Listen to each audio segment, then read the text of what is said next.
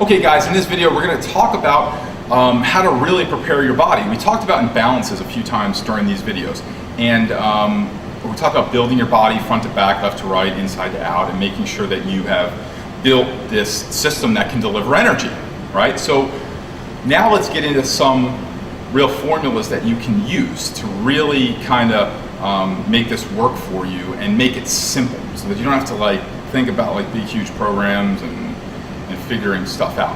So here's something that everyone seems to really understand when I use this analogy. There's a theory that the arm will not speed up what it can't slow down.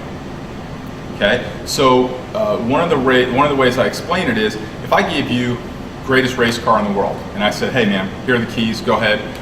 This is an empty road, you can drive as fast as you want on it, but I got to tell you, about 300 feet down the road there's a cliff, so be careful, right? How fast would you go? You would go as fast as you could slow down. You wouldn't go very fast, right? But if I said to you, hey man, this thing's, you got like 5-mile roads here, you could light this thing up for a mile, no problem. You'd go as fast as you could and you'd light it up, right? So that's how the arm works, okay? But there's some problems, okay? We are built with a ratio of 3 to 2 muscle groups, front side to back side. So in other words, the front side has 3 muscle groups to the 2 groups on the back side. And that works front side to back side, shoulder, arms, abs, low back, quads, hamstrings, all the way down, okay? So here comes the problem, is that when the body goes to fire, it's already out of balance for what we want to do as a pitcher. We're already at a deficit, okay? So the one thing we have to do is build up these slowdown, these decelerator muscles to at least match up with the front side muscles. But the problem also is this: most of the exercise and the training and the strength conditioning programs that we see in high schools, colleges, and even some pro guys we work with, we're pretty shocked at what they come back with. It throws off this ratio. And what really happens is it all builds front side accelerator muscles. So this ratio, instead of being 3 to 2, winds up being 5 or 6 or even greater than 2. So we have a greater discrepancy. So what happens is the player feels and looks very strong, but they don't have the balance in the decelerators to use the full acceleration that they have. Does that make sense? So we build up things that make us look fit and feel fit. And when we look in the mirror, we can kind of get the illusion that you hear it all the time, oh, a kid is built like a truck and it looks like, looks like Adonis and stuff like that. And that's all great. Now, for every pitcher, for every 100 pitchers that look like Adonis and were 6'2", prototypical pitcher, I'll take a Greg Maddux, who looks like the guy next door, right? Or a Jamie Moyer, okay, who doesn't look like a prototypical pitcher, right? Of what we would think is a fit individual and peak condition. Okay, so the real challenge is this: is how do we figure out this ratio? But what's very cool is once we start to build this up. So let's just use some numbers for generalities. Let's say 3 to 2 we're born with. Let's say we bring it up. Let's say our training makes it 5 to 2. Right? If we can bring this up to a 3, guess what happens now? Now we're building this up to 3. If we could build this up to 4, now this works as 4, right? And if we could build these even, if we can actually get an even front side to back side, let's say we got 5 to 5, and these are just numbers I'm using to illustrate. Now, all of a sudden, the acceleration can take place because the body's saying, okay, we can speed this sucker up now because we can slow it down. No problem. Okay? But when there's an imbalance, if there's a 5 to 3, the body is only going to accelerate to a 3. It's only going to accelerate what it can slow down. Okay? So everything that you do, okay, you're not going to be able to figure this out. I mean, you could go to a physical therapist who could really give you muscle balance testing, and Eric Cressy and a great guy named Mike Robertson have a program called Assess and Correct. If you really want to dive into it, that's a place where you can get that. I think it's like a $25 DVD or something like that, or $30.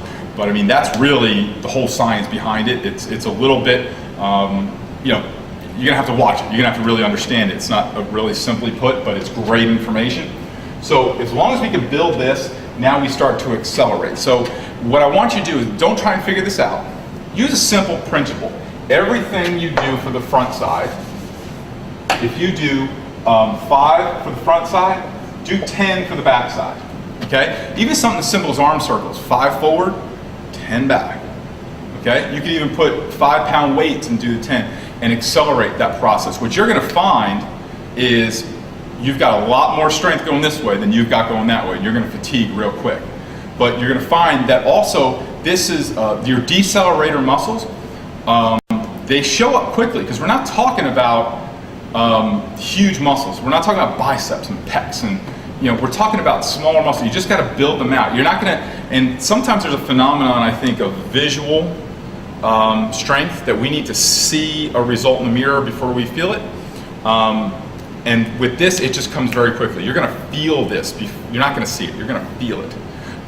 So understand that. But here's another point on this type of training. When you do 2 times for your backside, you'll start to feel stronger. There's a mental toughness tie in here, because I believe, and I think there's some great mental toughness training programs out there, mental game, focus, and you know, and we have authors in Paul Rig Baseball that sell those. But what I really know is this, and I think those programs can be very valuable. But what I think is most valuable is that there's nothing more mentally, or there's nothing in the world that is tougher mentally than an athlete that is fully prepared. Nothing. Because if you're fully prepared, actually mental toughness, that doesn't even come into the picture.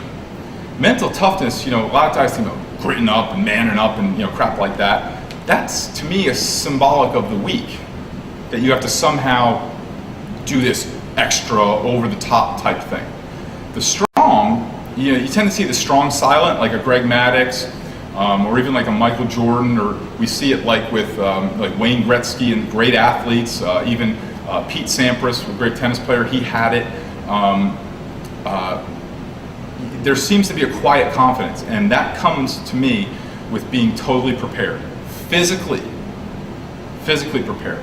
I think there's a real strength in that, and we should not overlook that, because I feel like when if we're at a 5, you know, if we're at a 5 to 2, we know internally, we know we can't get to where we need to go, and maybe we look to mental toughness or psych up or fire up or even like Red Bull drinks to kind of get us over the edge, and those are all just band-aids or cover-ups. They're not going to work long term.